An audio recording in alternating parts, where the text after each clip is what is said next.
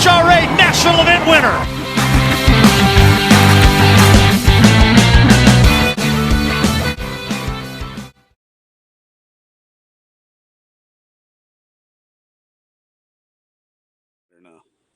Yeah, I actually, we are live now. I actually, in just the last couple of weeks, had the internet people come out, and we are live. I'm just making sure. You'll see me looking at my phone a bunch because on my end, I don't see the comments. You may see them on your side. Oh, okay. It's weird. I don't know why I don't see them, but I don't. But anyway, so we are live. We'll give it a moment to let everybody get on here. But I got the, we only have one option for internet, but they got different levels. So I had those guys, they come out and they got to bury a new cable to the house. And yeah, but my internet's definitely been slow while everybody's quarantined because everybody's on the internet. yeah. I did the same thing. Like once we got locked down at home, I upgraded the internet because that's all I was doing was working from home, and it was good for about a day, and then as time went on and more people were locked down at home, my internet just got slower and slower and slower. Yeah. And crazy is what it crazy. is. Man, we got people just blasting in here. So, yeah. All right. Yeah, Ira. I know. I've known Ira since I started Top Fuel. I call him the dude. Like he has the deepest voice. He should be on radio. And so Ira Mitchell is awesome. I met him through Peter Lehman, and he's just got this booming voice. Like he should be on FM radio. I love Ira. That's awesome. He's the dude. I even see Austin Wilson. He's a young kid that we hired out of Colorado. He works on the Top Fuel car. Got a bunch of folks just piling in here. That's awesome.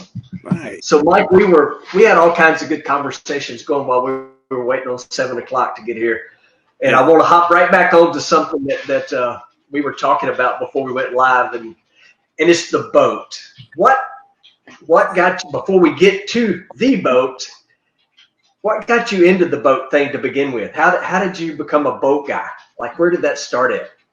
My mom and dad bought a jet boat in 1971, brand new in Bellflower, California. And it had a 455 Olds and a jet drive. And I grew up for the first 30 years of my life riding around in the back of that boat, like 6 inches from that engine. And so I just thought that was totally normal. And my dad wasn't a car guy. He wasn't a drag racer. He didn't race the boat. Like, that boat was totally stock for 30 years. And I inherited it, or rather he passed it down to me. And I immediately put a tunnel ram on it and did all kinds of things to it and blew it up and screwed it up. And just ever since then, I've just been playing with them. Because the great thing about a boat, and I tell people this all the time, is when you go to boat drag races, there's bikinis. When you go to car drag races, there's usually not bikinis. And so I feel like they're easier to work on, and usually the races are more fun. Yes, I can just imagine. I've never been to a drag boat race. I actually was at Phoenix over at Bondurant doing a television show. I did some TV shows a million years ago, and we were over there filming, and the boat races were going on, and all I could see was the rooster tails and could hear them. Yeah. But I've never been to a drag boat race, ever. Oh, they're awesome if you like waiting around for the action. There's a lot of downtime in a drag boat race because we don't have oil downs, but we have crashes, obviously. But when the boats aren't crashing, if the wind comes up and the water gets rough, you just stand there and wait for it to get better because we don't have brakes and we don't have parachutes and walls and things that can make these things a little safer. So there's a lot of downtime at drag boat racing. So you said a minute ago that you grew up in California, is that right? Mm-hmm. Yeah. I lived there till I was 40, I think, and then I moved to Georgia with my family. Yes, it's I love going to California, but I can't imagine like having to drive to work every day. Like, I love going to the Pomona race. I love going to Sonoma. Yeah. Very different parts of California. It's like scenery wise, completely different. But man, oh man, like you plan your day around the traffic pattern. Apparently, it's what it feels like when we go to the races out there. Oh yeah, you don't talk in terms of mileage. You talk in terms of hours. Like, my commute from the city of Orange, where I lived, to the hot rod office in El Segundo was 33 miles, and it was an hour and 40 minutes each way every day. Like when my first kid was born, and I'm admitting something here. I cheated after he was born. Every day I got in the carpool lane by myself and drove home, because if I didn't get to see him before he went to bed at night. And Right. how I never got a ticket is beyond me, but I did that because the commute was just horrible. The traffic's insane. It is unreal, the amount of traffic. I know pretty much Donna's sitting over here, but I think it's very rare that we don't get a ticket through the rental car company when we go to California, whether it be it's usually, I don't think we've ever got a speeding ticket, but we almost always get one HOV lane, and it's two of us in the car, but I guess some places you got to have the thing in the window. I don't know, Yeah. but we just seem to always get a ticket, and it's not expensive. It'll be $15-20, and then the rental car will tack on, $15-20 on top of it. But processing fee or whatever. But yeah, I don't miss a lot about California. I miss my friends. I miss finding really great tacos on every corner. And the other thing I miss, and I didn't really think about it until recently, was that you can do a lot in one day there. And a great example of this is I didn't go to work one day because I had to get a root canal. And I got the root canal at like 9:30 in the morning. And I was back home sitting on the couch sore. And one of my friends calls and was like, we're going to go snowboarding. Do you want to go? And I'm like, well, I'm not at work. I can be I can be in the same pain on my snowboard as I can on the couch. So I left and met my friends and went snowboarding.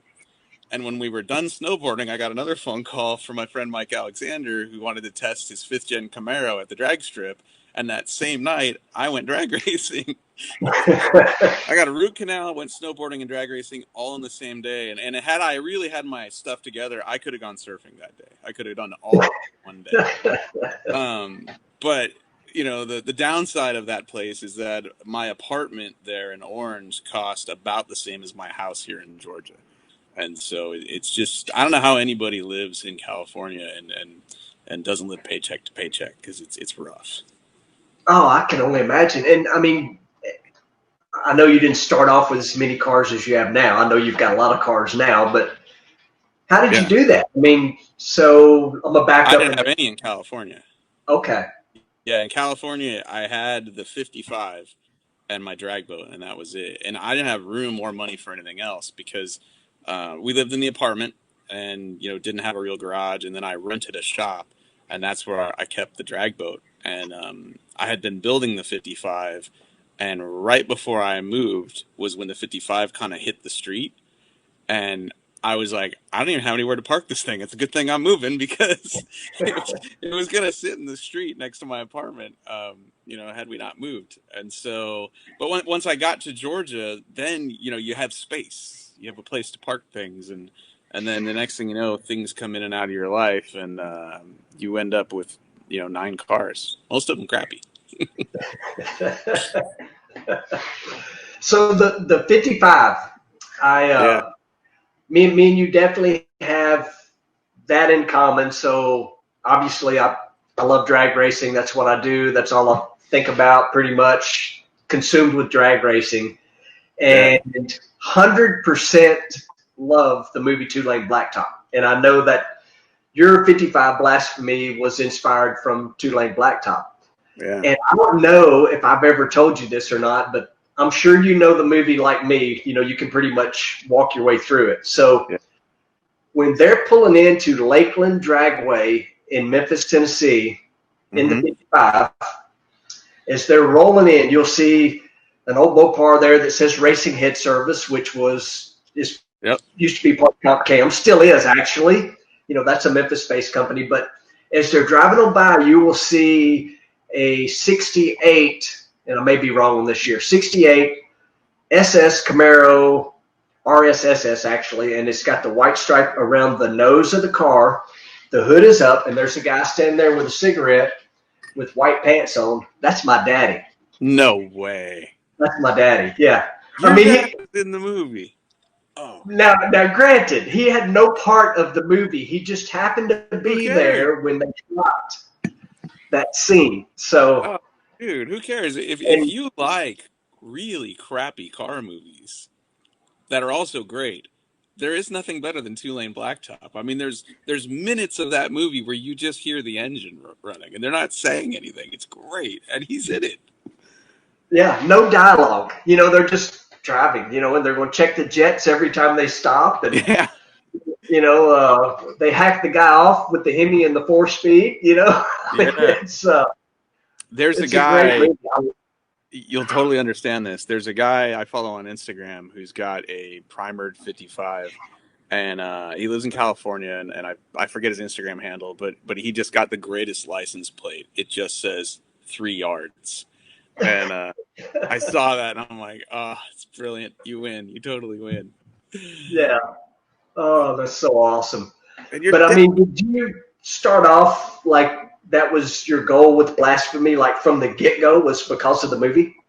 No. So I always loved the movie. I saw it in high school, and I always thought someday I would love to have a Bel Air like that. But when I bought the body for my car, it was just a smashed up shell, and I thought it was rough. Bad. It was really bad. I probably paid too much for it. I think I paid $2,350 for it.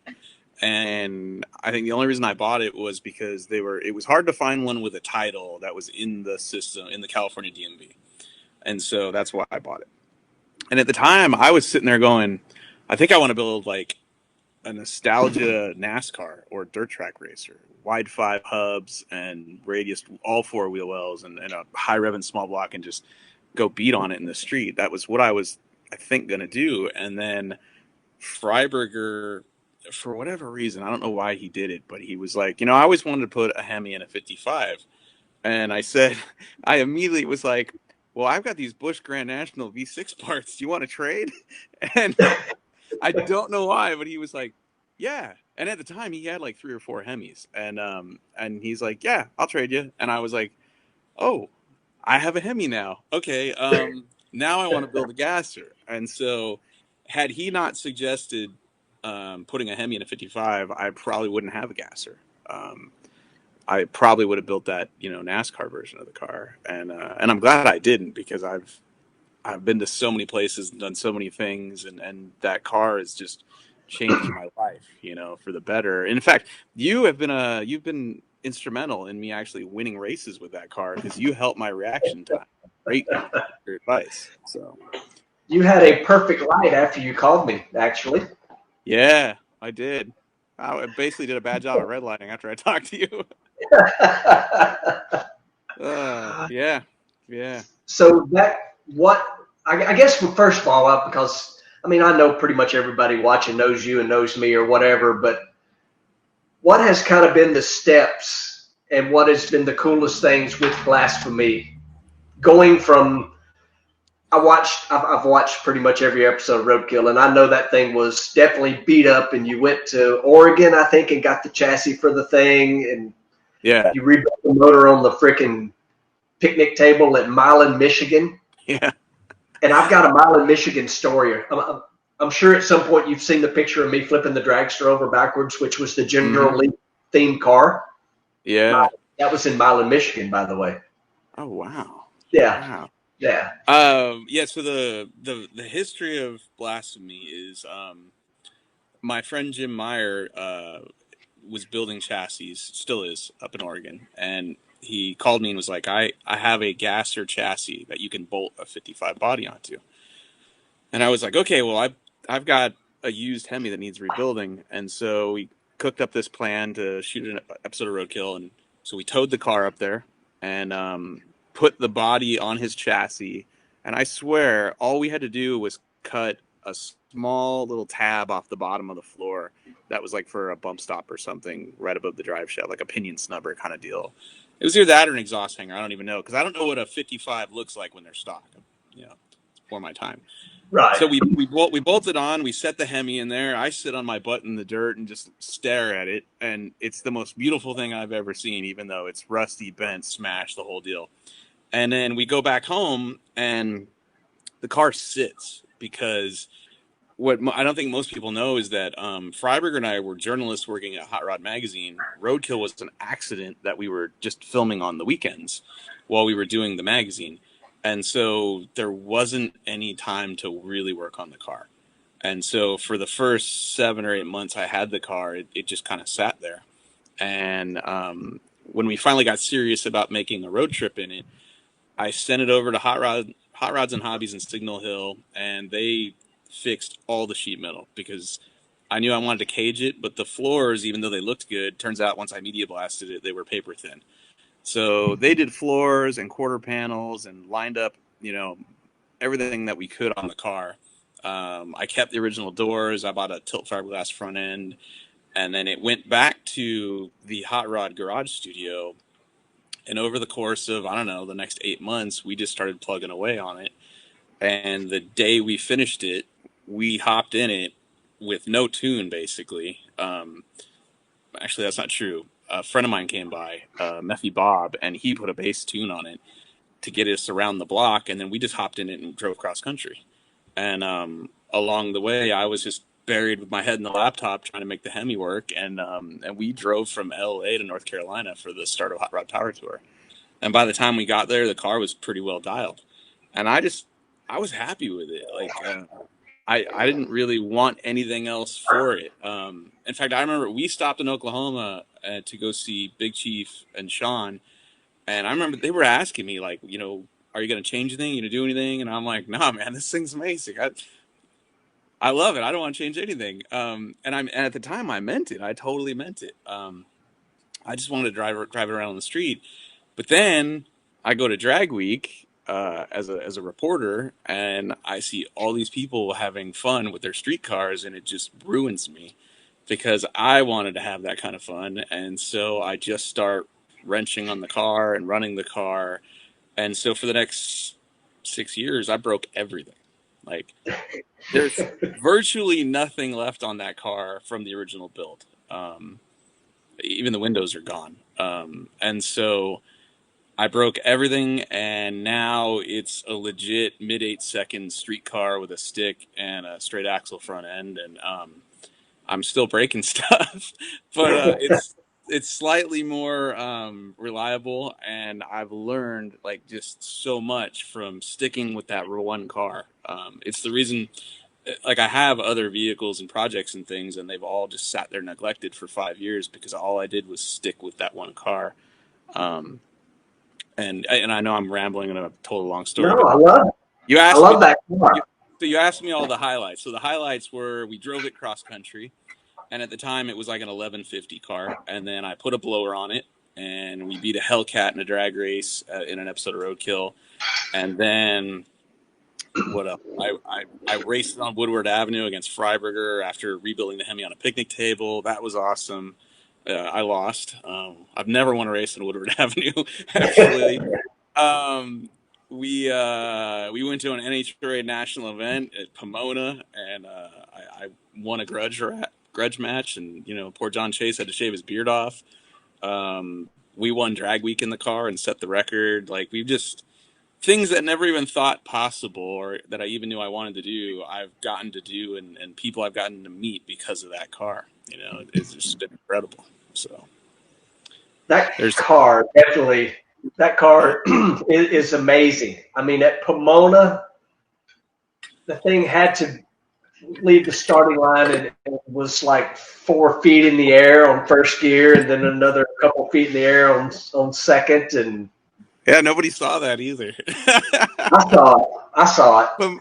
Pomona was the best, worst weekend of racing ever for me because we drove cross country. We towed the car in my Ram truck, and then we drove cross country, and we stopped in Lake Havasu City, Arizona, just to tune the car because we had, I think the engine had just been rebuilt, and we were going to put it on a chassis dyno. And on the chassis dyno, it has this water leak inside the engine that we can't fix. We had the heads off twice, had them resurfaced, head gaskets, the whole deal. And it just won't stop leaking. And so I make the decision, well, we have to go to this race. The NHRA is promoting it. We can't not show up. We're just going to go there and drain the radiator and run it with no water in it and cross our fingers. And so we show up there, and I haven't driven the car since drag week the year before when I also broke it and blew it up. And so I'm like, I need a test pass. So the NHRA says, you can have one. And we go out there Thursday, and I let the clutch out, and it just stands straight up. Like, it's never wheelied. I'm like, oh my God, like this thing hooks now. This track is nuts. So we go back, and we decide, let's try to get one more test pass. So we pull some timing out of it at the hit, and it goes out there and runs an 860 something at like 160 on Thursday night, last car down the track under the lights at Pomona. Nobody in the grandstands, nobody's seeing this, right? And I'm like, dude, this thing is legit. All right, cool. We're going to have fun. Well, come race day, which for us is Friday and Saturday, the car is just eating itself. The motor is so unhappy. We're having to drag it with a golf cart and pop start it to get it running. You know, it's overheating. Every time I go out there, the car's just getting slower. So when I finally beat John Chase, that car, when I let the clutch out Saturday, the motor damn near shut off, and it just labored all the way down the track, and I somehow beat him with like an 1120 in front of the sellout crowd in Pomona.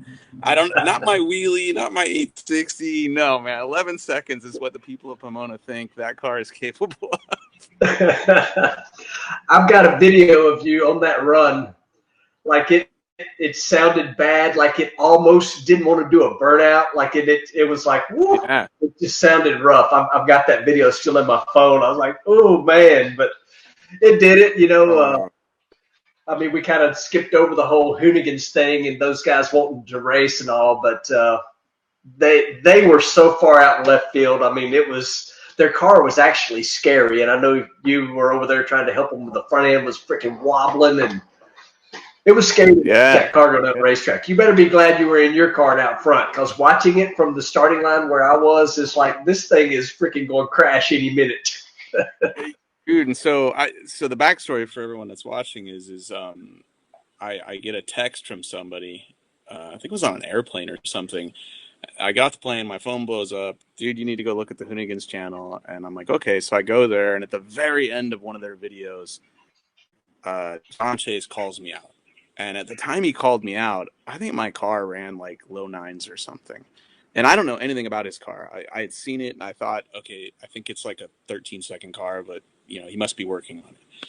And so he wants to race heads up for beads at Pomona, best 2 out of 3. And I'm like, all right, I'm in. Let's do this. You know, I'm part Yeti. This will grow back in 2 weeks, so no problem here. And when we got there, I still hadn't seen the car run, and I thought, well, they're sandbagging. This must be a monster, you know. But he shows up Thursday, and I'm making a test pass. He doesn't make a test pass. And I'm like, well, this is totally weird. Like, they must have it all lined out and ready to go, you know? And little do I know, poor John, no, the car was like fully road-killed. Like, he hadn't really tested it. They had just thrown a junkyard motor in it. And his plan was to make a pass, pull the junkyard motor out, and then the actual race motor was getting delivered like Friday morning or Saturday morning at Pomona. And so our first race, I'm way out in front, and I look back in my rearview mirror and I see him, and it looks like the front end of the car is falling off. And I got scared, like crap, and I pulled the chute and ran like a 920, and I was just like, oh my God, like something's wrong with his car. And so they're working on it. They put a new motor in it. I think the front end's fixed, you know, whatever. And then we go to make our second and final race, you know, if I had won. And my car doesn't want to start. My car doesn't want to idle. It doesn't want to do a burnout. Like, everything's going wrong. And his car goes down the track and looks like the front end's going to fall off. I think he ran like a 20 or something. And so it was a weird weekend of racing, and probably not the kind of show either one of us wanted to put on in front of, you know, Pomona. But it was an experience. Hey, you've done something that I've never done. You want to race at Pomona. The cool part You haven't is, done that yet? yeah, I haven't won Pomona, no. The cool thing is at least you brought the trophy over and we got pictures made in the pit area, so that was cool. That was fun. You were very nice to us. Oh, Yeah, that was a blast. That was a blast. I'll never forget Oh, go that. ahead. I was just saying, I'll never forget that weekend. It was just awesome to be able to run, and it's not a Wally, but it is a trophy. From Pomona. It is a trophy from Pomona. Yeah. That's for sure. Yeah. I mean, that was cool. Like I say, I mean, I was keeping up and I couldn't keep enough food in the hospitality area for one Mike Cotton. That dude can eat. So that's where he kept disappearing to. Yes, absolutely. Absolutely. So tell everybody else, I really should say. So David Newbert, Mike Cotton, give me some dirt while they can't do nothing but text us, and I know Cotton will start texting at any moment because he texts me all hours of the night. So let's have some dirt. How'd you meet him? Now David Newbert actually works for you, and how'd all that come about? Yeah. Mike Cotton, I met him, it's probably been 15 years now. He built this truck, super cool square body Chevy truck, and we photographed it for the cover of Sport Truck magazine back when I worked there. And that was how I met him. And he was just one of the coolest dudes I ever met in my life. Like the most laid back guy I had ever met. And so I worked for magazines, and I had this weird thing where like working in magazines, like being a celebrity to a small group of really, really passionate people about whatever you happen to be writing about. And so whenever you photograph somebody's truck, you usually end up becoming friends with them, and you learn a lot about them trying to tell their story. And so Mike and I just became good friends. And he's the kind of guy that I've always been able to call no matter what time it is. And that dude will answer the phone and chew the fat and usually feel better afterwards after you talk to him. So that's how I met him. And then New Bern, I moved to Georgia and I wanted to do something on my boat and I didn't have the tool for it. And I think I put a post on the internet and was just like, I'm trying to find this tool or something.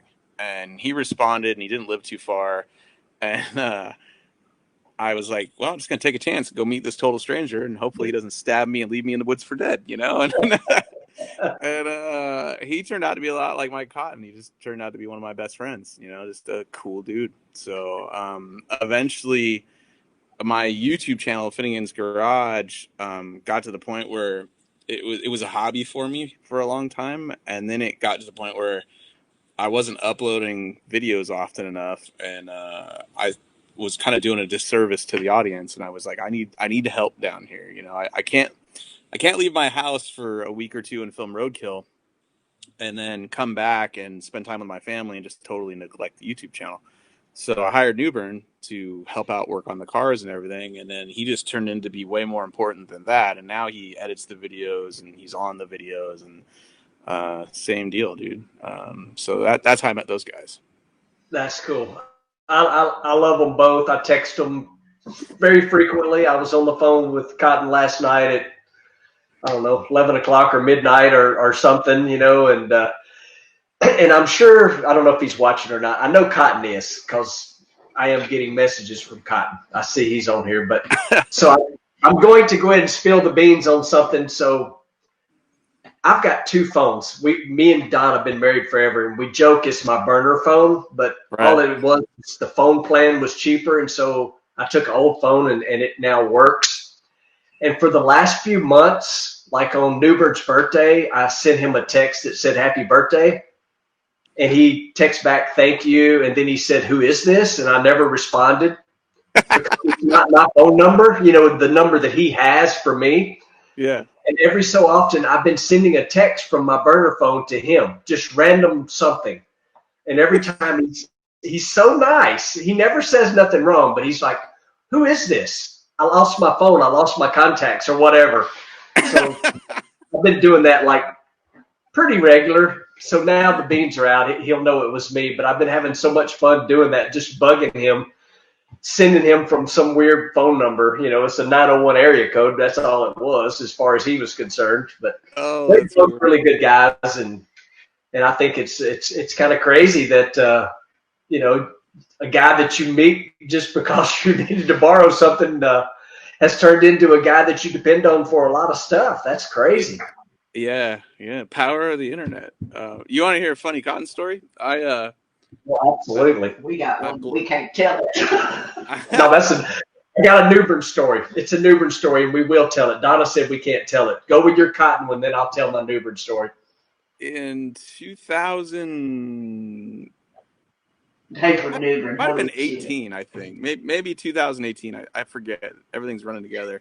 But I blow up the motor in Blasphemy on day 2 of Drag Week, and I'm like 20 miles from where Cotton lives, and so we get it towed to his place, and he picks me up at the hotel. I'm gonna fly home. I think I flew home. I either flew home or I just followed Drag Week in my truck. I don't remember. But anyway.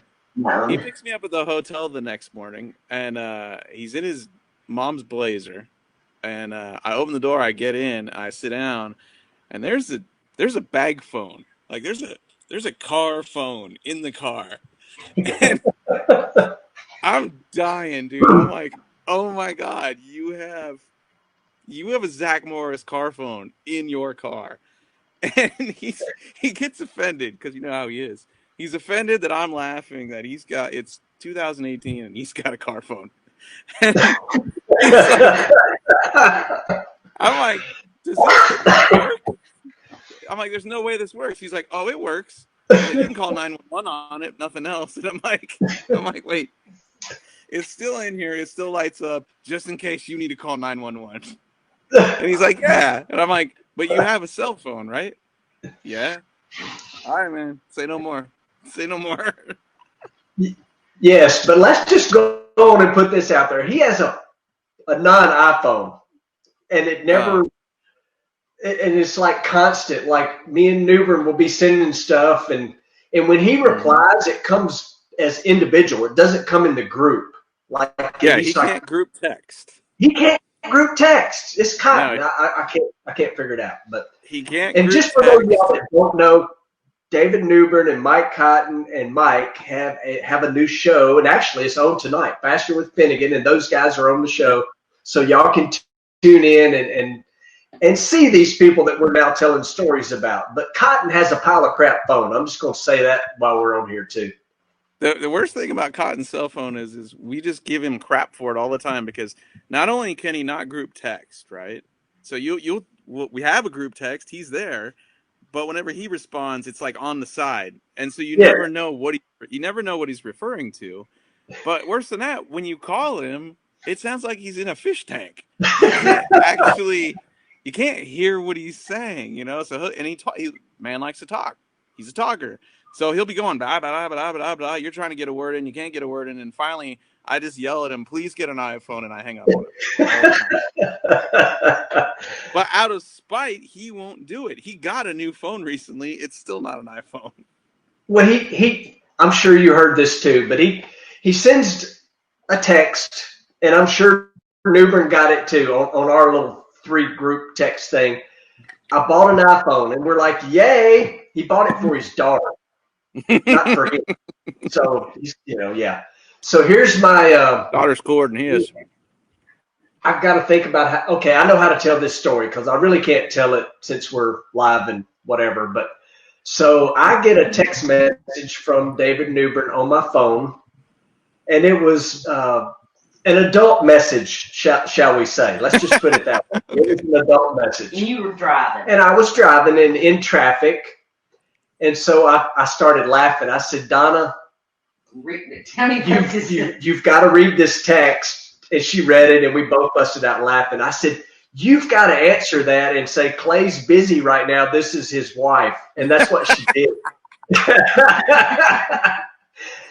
And we didn't answer. Like, and it took 15 minutes. probably a good 15 minutes, and finally I couldn't stand it, and I think I called him, and he's like, dude, I didn't know what to say. He thought he would put my phone up, or whatever, but we were laughing. So now I've added my 2 things on Newbern and Cotton that I did to them, but they're good guys, man. You're hanging out with some good folks. I like them. So during the wintertime, we're always, we change the vinyl on the race car every year, actually several times during the year.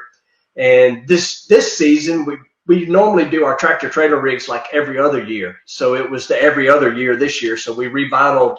We've got a great company called SSI Decals that comes and they hang all this vinyl, and it never fails that we have a company that we needed to add a logo. And so I had these huge logos.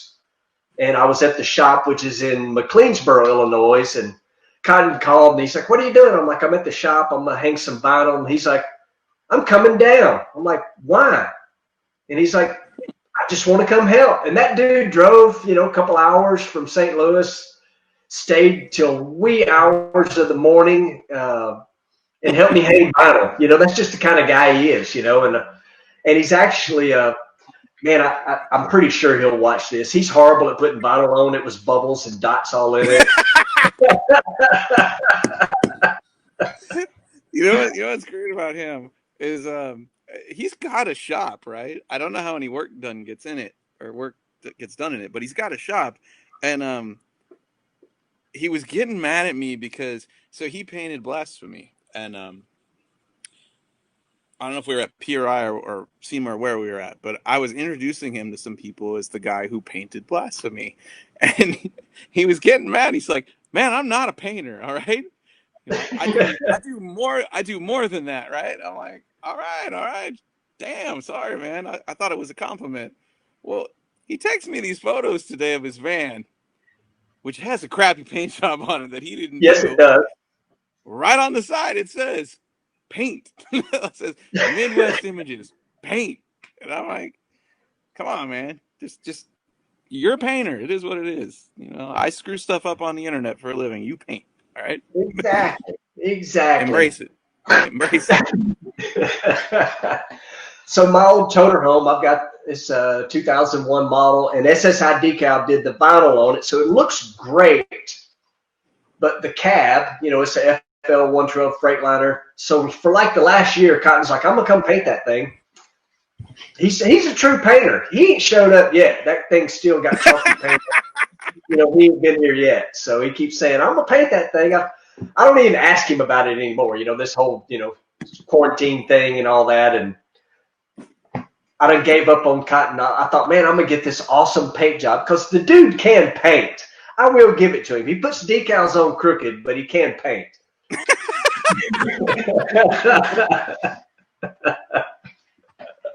Oh, poor Michael Wayne Cotton. Oh man, we're never going to hear the end of this. Our phones are going to be blowing up because right after this is over, I'm putting mine on mute and I'm going to bed. All right, we blowed those guys up for a little bit, so I want to talk about. We kind of talked about it a little bit, but the boat. That boat that you call Game Over is retarded. That is crazy. And we were talking about it before we went live, and you got to kind of just hit back over that. 711 cubic inch. It's a Sunny Hemi, right? Yeah, let me see if I can. Is it over there? Can you see it? There it is. You got it set up in the frame and all. That thing is crazy. Twin turbo, 711 cubic inch Sonny Leonard Hemi motor in that thing. That's insane. Yeah, it's not one of my better ideas. It's a lot of fun though. I bet it is. I've been watching all the YouTube videos. It definitely looks like you're about to get a handle on that thing. Oh, it's so close to going fast. It's very, very. It's like 1 or 2 tweaks away from going fast. Right now, I don't think. Well, this will shock people, but it doesn't feel very fast. But yeah, that's my latest obsession, I guess. That's pretty much all I've been playing with. And, so I gotta tell you, I really appreciated watching, I guess it was your last episode of Finnegan's Garage, where you went through like how I was actually talking to a friend of mine that is a jet boat guy. I don't know anything about jet boats. I can't even swim. That's the truth. I don't know how to swim. Okay. I can dog paddle, and I love going fast. And I've been fast in boats. I had a friend of mine that had a sun-kissed with a 200 Mercury.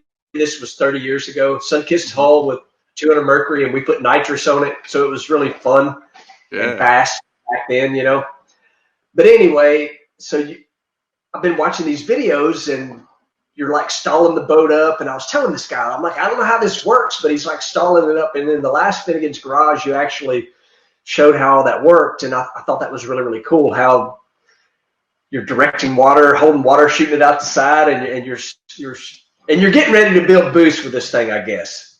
Yeah. So so the boat is, for those of you that haven't seen or haven't seen a video or whatever, it's a 19-foot long fiberglass boat that the bare hull weighs 420 pounds. The whole boat together, ready to race, is about 1,700 pounds. I haven't weighed it, but that's basically what I think it weighs.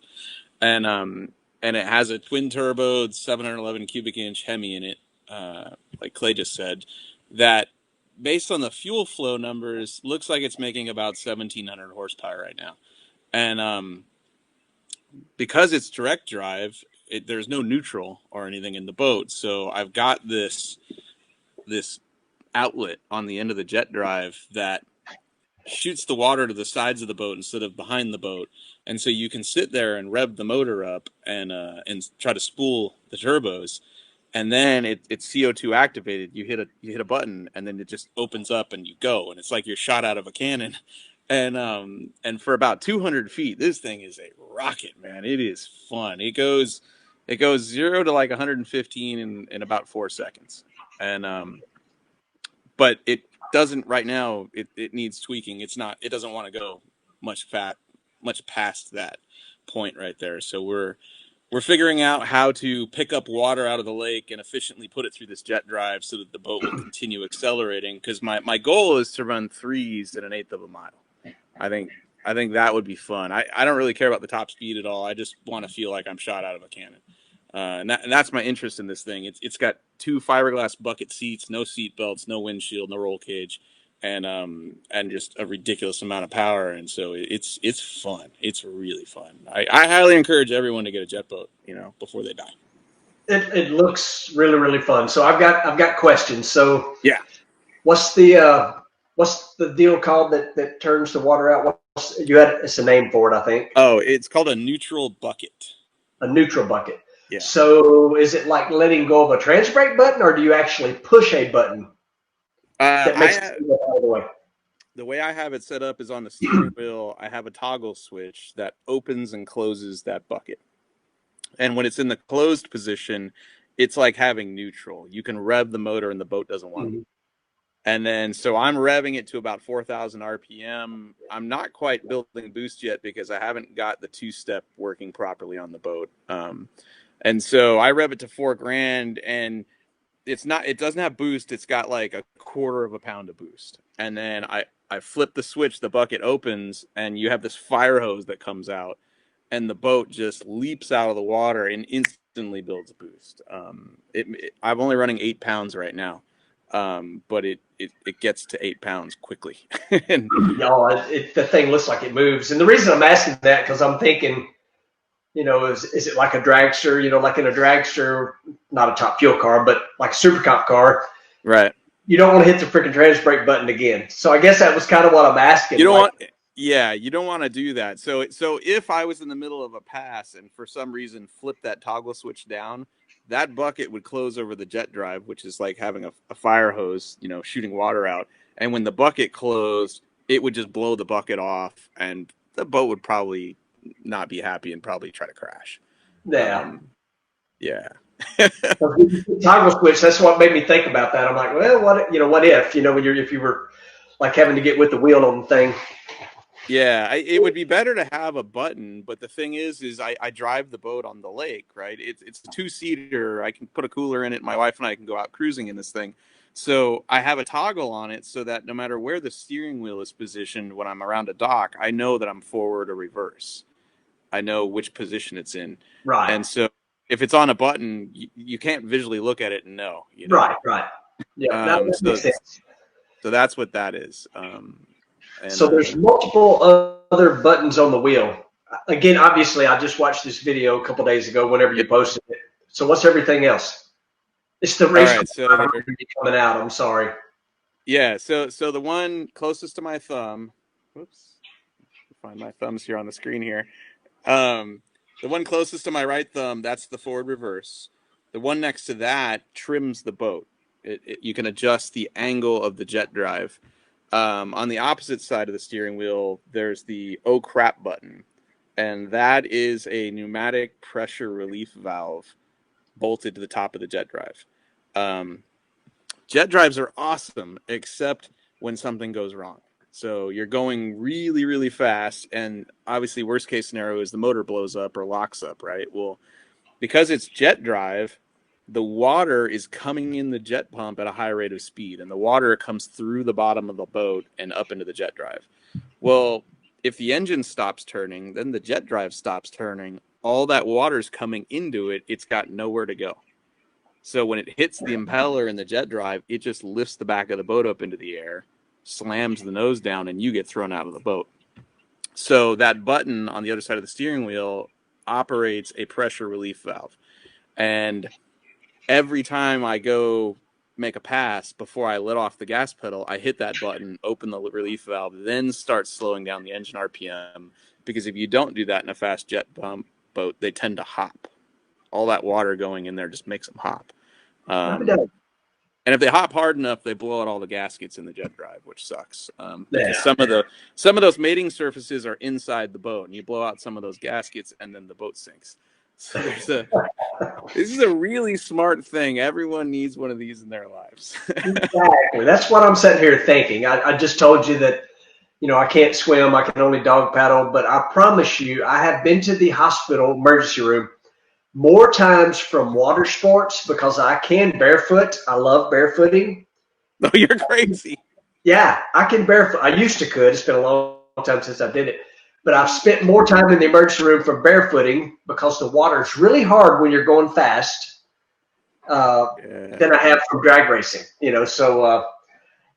would have the oh crap button as well.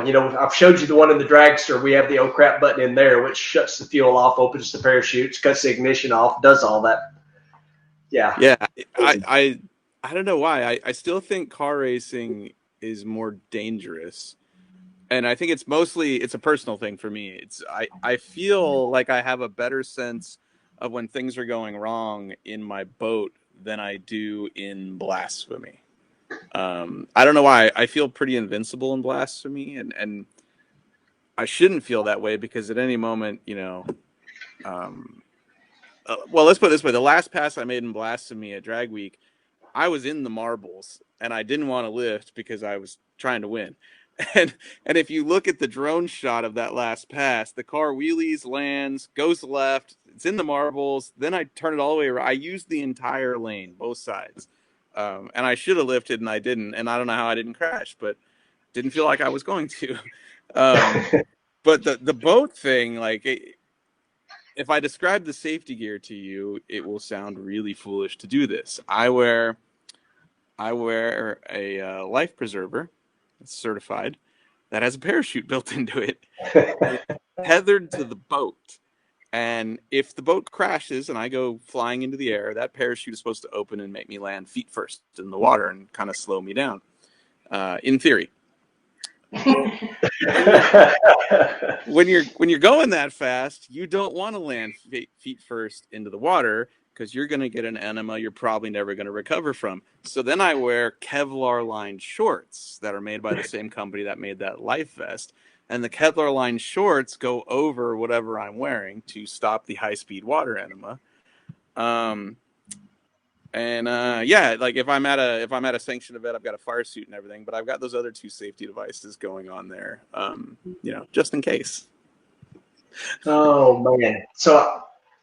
So is game over the same boat that you and Freiberger put the LS motor in out of the muscle truck? Is that the same boat? Different boat? No, that was my cousin's boat. That was a 1976 Rogers jet boat. Very similar to the boats I grew up in that my parents owned. That boat is still sitting in a driveway in Long Beach, California. It's out in California, still sitting in a driveway. So it's still there. Yeah, it really hasn't run since that roadkill shoot. However, yep. You know Newbern's Nova, right? The attempted murder Nova. Oh yeah. He is going to trade that for that boat later on this year. We are going to ship the attempted murder Nova to California. We're going to ship my C10 to California. Newbern's going to trade the Nova for the boat. We're going to hitch it to my C10. And we're going to drive from LA to Bakersfield and get him licensed in that boat and go drag boat racing one weekend and then tow it back home because he wants a hot rod jet boat. Wow. So maybe you can't answer this question, but does that mean that my boy Newbern is going to be driving something else in drag week and he told me about it? Well, this will be after. This will be after drag week. Okay. We have it tentatively scheduled for the week of SEMA. So he's got time to go to drag week and blow it up if he wants. But we're also talking about I don't really have any personal goals for Blasphemy in terms of drag week. But we thought about putting seats in the back of it again and just taking 3 or 4 of us to drag week and going and running it one more time. If drag week even happens, I don't even know. I have no idea what's going on with it, but the next time I go to drag week, I want to do it with more than one person in the car. I want to take my friends and share the misery. Yes, exactly. my truck project, which is a full truck. Jeff's been busy getting his new car ready to go, and we slowly keep working on it, or he does, and I go up there occasionally. We are going to leave back seats in it. It's going to have back seats. They may be aluminum seats, but it's like, why not? If you got room and you got place for 4 seats, let's all have fun. Yeah. Like at some point, it's way more fun to go a little slower and have your friends in the car than to build a car that goes as fast as humanly possible, but you're in there by yourself. Exactly. So my wife has been diligently, as we've been on here, everybody that logs on, she's been putting their name in a random name generator, and they're going to win some cool stuff. Nice. And because you were on here tonight, this has been kind of a standard. They're going to get a little Parts Plus dragster. Nice. And I was actually at Parts Plus, it's probably been a week or so ago, and Big Steve Tucker, who's the vice president that you've met before, he's actually watching tonight. He let me go digging in their prize closet, and I found this really cool 426 Hemi, which kind of fits on here. I actually have one of these myself. It's pretty cool. The motor actually turns, and you can pull the breather off. It's pretty cool. So kind of in your honor, since we're both, as you said before we logged on, we both have blown up plenty of those. Yeah, we're good at that. Yeah, we're good at that. So I'm gonna spin this around here, and Donna's going to, let me find it in there. Whoever's name pops up is going to win themselves a 426 Hemi and a Top Fuel dragster. Ooh. Parker McGuire. All right, Parker. I know you're still on here watching. Congratulations. Yes, send me a direct message. And you won yourself man, you got a Top Fuel car with a spare 426 Hemi to go with it. Dude, he sounds competitive. I haven't quite got up to what you did a few weeks ago on YouTube, which is giving away a welder. That was pretty cool. I appreciate being one of the questions, by the way. That was fun. That's probably the most fun I have on YouTube is when we get to do those trivia nights and give stuff away. That was really cool. We got to do another one. That was pretty cool. I enjoyed watching it, and Yeah, that was pretty neat. And the guy that won the welter was like somewhat local, right? Didn't I see on Yeah, Instagram? Actually, so you went and met another random stranger, but at least this time you had an Uber with you. yeah, and yeah. Oddly enough, the guy that won the welter lives in Georgia, a couple hours away, and met me in a parking lot, and actually gave me a bottle of whiskey. It was great. I was like, "Here's your welder." He's like, "Here's your whiskey." I'm like, "Dude, this seems fair. This seems even. I like this." Good. It was a good deal. Absolutely. Oh, it Well, was. I try not to keep you on here too long. We're coming up on an hour. Man, I knew this was going to be fun and we could just keep going, but it is like 9 o'clock at your place where it's coming up on 8. And I know you got 2 little ones, which is awesome. My last question though is, are there junior dragsters in your future? Yeah, totally. I don't know anything about it, and so I'll need some guidance there. But I have a 5-year-old and an 8-year-old, and they're both just super competitive, crazy boys. And I've not let them see a junior dragster ever because they wouldn't leave me alone. And so selfishly, I'm trying to get a couple more of my things finished before I just, lose all control and go, okay, junior dragster every weekend of our lives. But yeah, man, that looks super fun. Can I put a muffler on one though? Because I God, they're swear loud. they're louder than everything else in the pits, and they like to rev those things. They are super loud. I mean, and I love all the little kids. I went to Holly Springs, Mississippi this past weekend, but just because I had to go to a racetrack. Like I hadn't been to a racetrack since like March 13th or 14th or whatever it was when we were in Gainesville. Yeah. And I don't care where you were at on the facility, when the junior dragsters start, you know it. Yeah. I was thinking, wow, they're like top fuel car loud. They are, dude. You just one of them by themselves in the pit, just rah, rah. Like I'm over there going, God, I thought my junk was loud. This is crazy. All those kids are going to be deaf. Thank God they're wearing helmets. Oh, absolutely. And I'm glad I don't bracket race anymore. That's what I went to this past weekend. I love going and I enjoy it.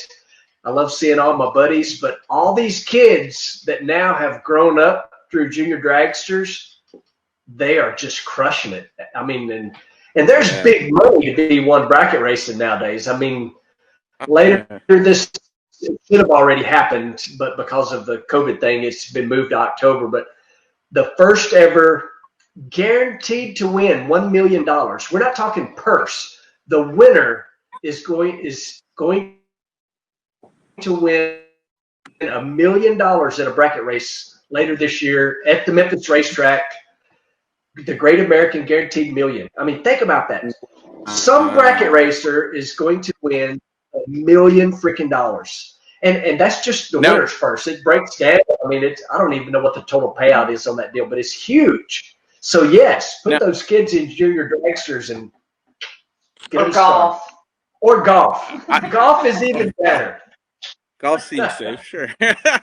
I have questions about the $1 million. Do you have to be fast, or can I show up with mom's minivan and just run 17 over and over again and win? Absolutely, absolutely. So you can look it up. It's a capped number of racers allowed. I think it's 450. And the people that put the race on, these are my friends that they're putting on this guaranteed million. Guys named Britt Cummins and Galen Rollison, they're the promoters.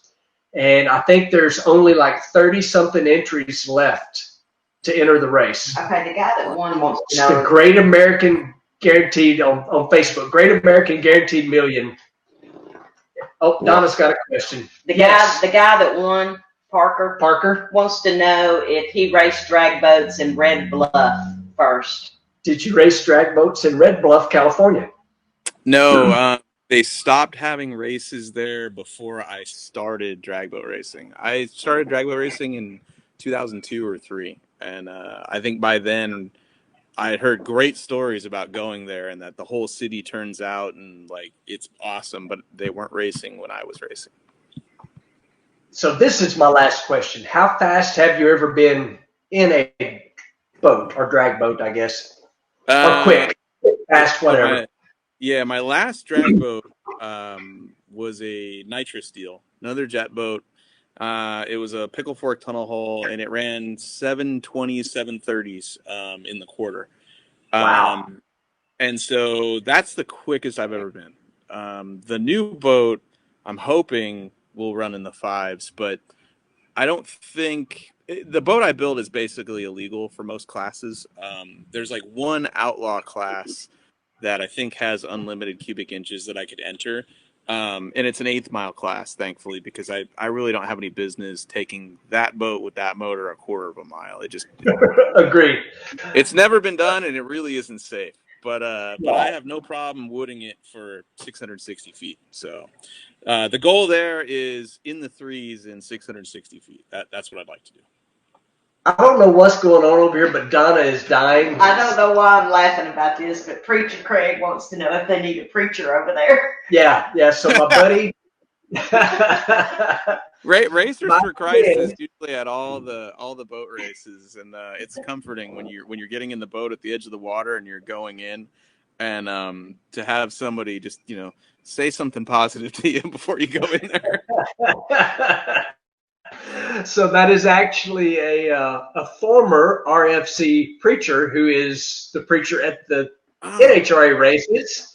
His name's Craig Garland. He's tuned in watching, and he's actually done a lot of boat races over the years too, but he just left RFC, so that's why he was saying, do they need a preacher over there at the drag boat races? But we're not letting Craig go away. He's still going to be at the drag races whether he knows it or not, because he's my guy. Like when I'm getting in that thing strapped in, and I don't never really have a game face until the car's running, but I appreciate when Preacher Craig leans over and says something nice, before I stomp on that loud pedal. It does give you a good feeling. Oh, well, you top fuel guys. I mean, I don't know if anyone's ever told you this, but y'all are crazy. You're absolutely crazy. Like, so I have questions for you. Yeah, lay it out. All right. So I like to think I'm an okay driver, but I can't wrap my brain around how anyone has the reflexes to pedal a car when they feel it, shake, when you're only going like 3 seconds anyway from A to B. Like how can you even see?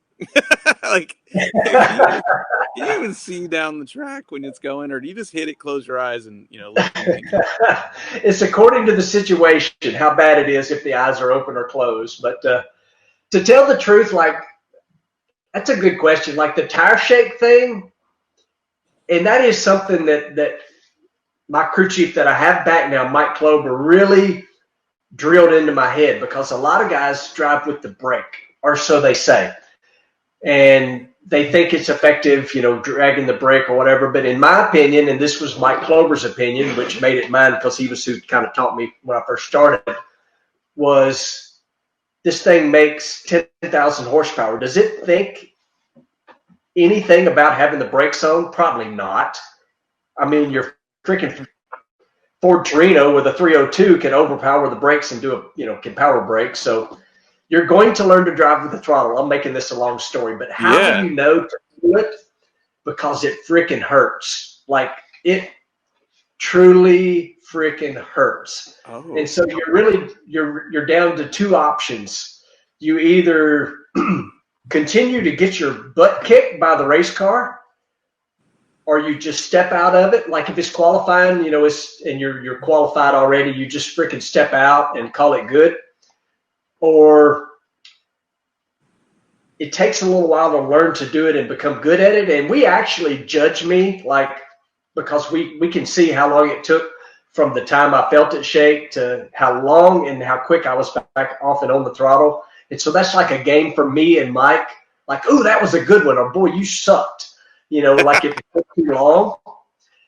But it does. It hurts really, really bad. Like, I've knocked enough crowns out over the years that my dentist actually made me and gave to me for free a mouthpiece, because he was tired of gluing crowns back in, which is a weird feeling, by the way.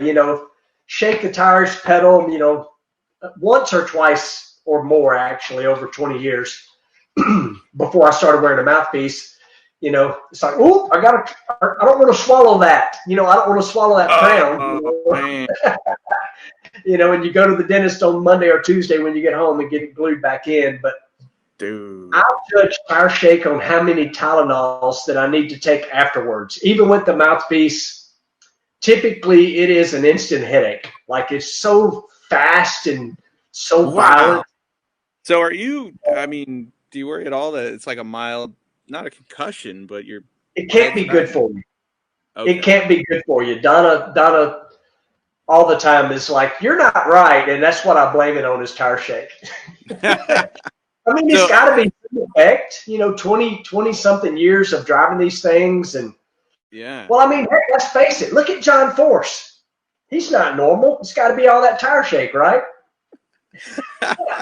I've never spoken to him, but I've seen his interviews. So yeah, he might not be normal. Okay, so he's been that way since I've known him. I love the guy. He is nuts, but it's got to have some effect on you. I mean, look at, boxers, I don't know, but I'm going to keep on doing it. I promise you that. So when you pedal it, is it on off real quick? Are you rolling back in or like? Again, according to the situation. So if it is a real fast, like you feel it shake and it's like a really, really fast frequency, I guess is the best way to describe it.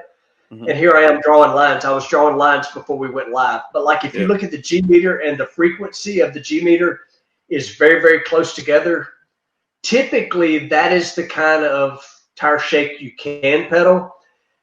And you've got to do it really, really fast. I don't know why, but that's just how it works. I'm not. Mike Clover could explain it. I can't. But you got to do that kind of shake really fast. And then you have the shake where the frequency is a little further apart. And it's more of like a thump, thump, thump is what you're feeling instead of that real fast frequency.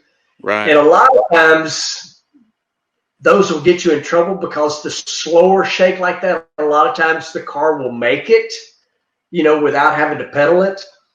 So what happens a lot of times is that will turn into tire smoke. And then if you're in a tire smoking battle, and let's just remove tire shake period. Let's say both you smoke the tires and you see the other cars smoking the tires, or you don't see them at all.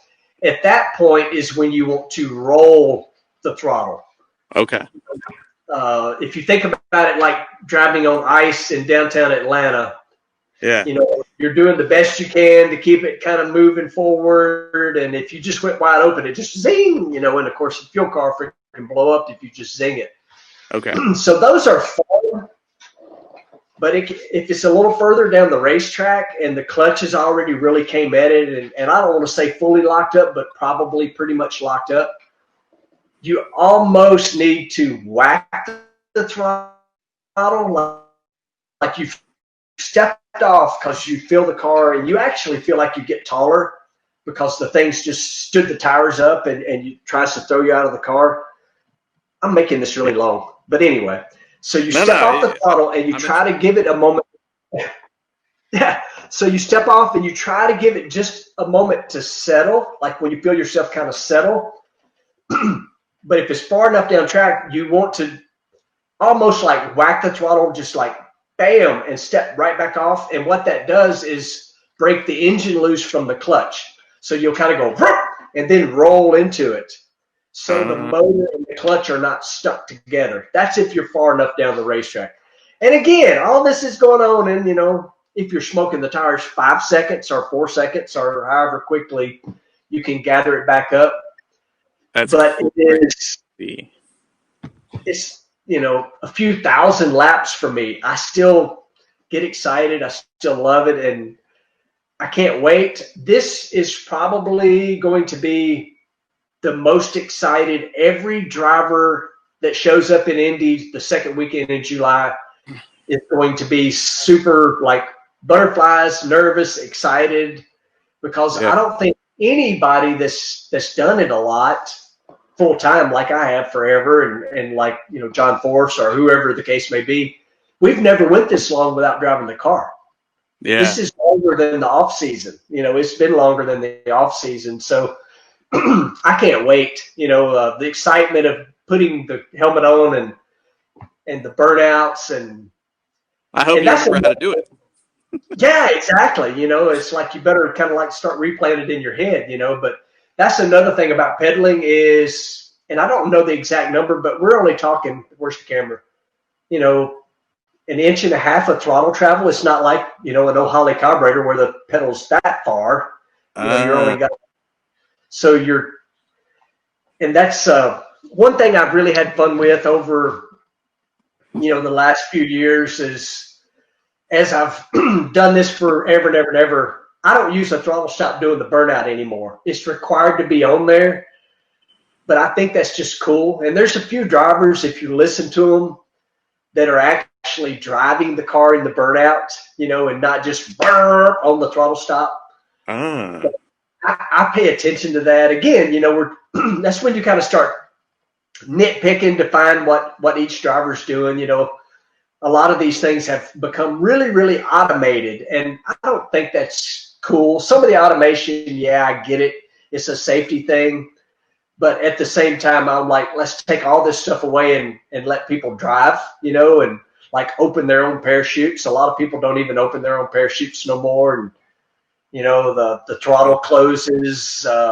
If you go far enough, you should be off the throttle by the time that is a safety thing. But if you watch some people driving, it's like, whoo, I don't know. They might bust your butt on the starting line, but I think you know, there becomes a time where I think we need to make it where it's a little harder. I think that would be cool. Make it harder. It's got to be a safety thing too, because if they're so automated that the guy doesn't even know where the chute handle is anymore, when something does go wrong, you know, you're out of real estate before you realize, oh, I need to do this, you know? Yes, exactly. Well, there is multiple ways to open the chutes. And I'm not going, don't even ask. I'm not naming any names, period. Because I will see these people. I will see these people. But the cars do have the oh crap button, you know, that they can use if the chute doesn't open. They've got the oh crap button, and you've got the chute handles. Again, where's the camera at? The chute handles on the side. So you got multiple systems. And then the very last ditch effort, which I'm a fan of this one. The very last one is actually, I mean, we race 1,000 foot, and this system is at like 1,400 foot or so. There's an infrared wall that if you drive through that and your parachutes are not open and your throttle's not closed, it will shut everything off. I'm a fan of that because if you've hit the wall or you've shook and got knocked out, I'm a huge fan of that. But I'm just not necessarily a fan of at you know, 3.8 seconds, swoop, parachute opens or whatever the car's set up for. Yeah. I think we can drive it. I mean, I'm with you. You know, I'm really getting carried away now, but like even I don't use a clutch pedal stop, and most every car out there has one. I'm like, let's take all those things out of there. I'm just happy to hear it's got a clutch. Yeah, you know, exactly. You know, with the fuel car, you can actually push the clutch too far and it will go over center and it will basically go back in gear. So you can't just push it to the far as you can push it. You got to push it into the neutral position. And so most of the cars have a pedal stop, and you just, you know, the driver pushes the pedal far as they can. And if they can't find neutral, it's not their fault. Where, again, Clover taught me all these years ago how to drive without one. And if the clutch is off a little bit, I can move the pedal around and I can still find neutral and back up and maybe save a run. I feel like I've been up on a political grandstand here. Dude. The world needs to hear this. Well, I just think they should, these things are the fastest cars on the planet. I think they should know how to drive them. I think they should know how to drive them, and it should be hard. It should be hard to drive them. Yeah, totally. Let me just ask you this, and I don't own the car, so I can't offer it. But would you get in one? Would you like to get? And I don't own one, so I can't say, hey, Mike, come drive my car, because it's not my car. But have you ever had thoughts of it, what it would be like or anything?